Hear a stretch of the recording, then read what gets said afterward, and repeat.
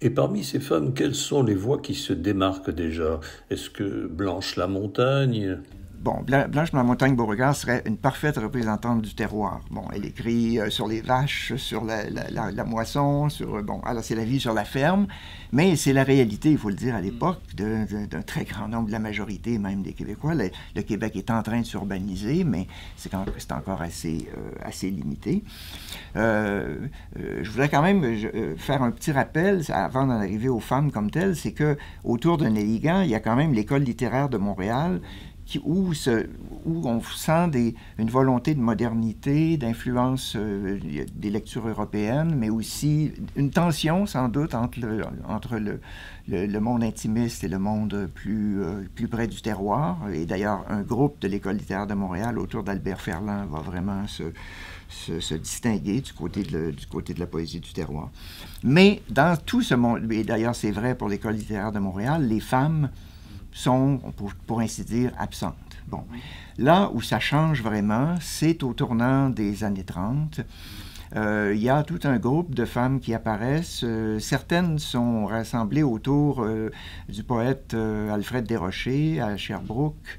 Alors Simone Routhier, Eva Sénécal, Medjé Vézina, Jovette Bernier.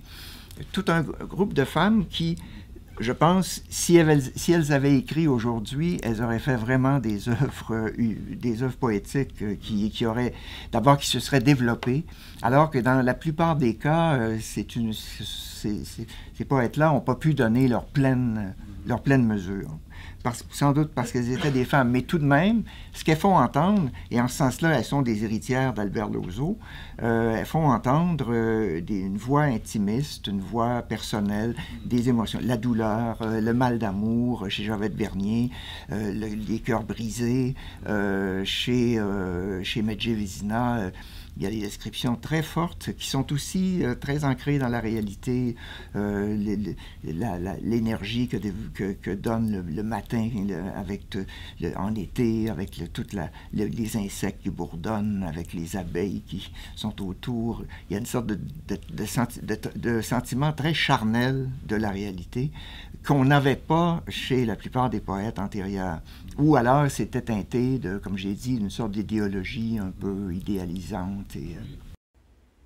Et ces femmes se mettent à écrire, à sortir de la sphère privée où on les avait cantonnées jusqu'alors.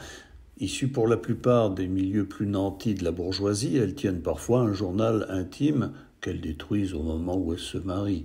Certains publient dans les journaux. Célina Bardi, par exemple, intervient dans l'espace public et, devenue veuve, elle publie en 1908 ses poèmes et son récit de voyage en Algérie. Le journalisme a souvent été une voie, puis ça va être vrai par la suite aussi. On connaît les grandes romancières, Germaine Gavremont, Gabrielle Roy, qui sont venues à la littérature par le journalisme également. C'est vrai que le journalisme et le journal intime ont été des lieux d'écriture très importants pour les femmes, mais dans les années 30, ça devient plus visible institutionnellement. Des recueils commencent à être publiés et sont bien reçus par la critique.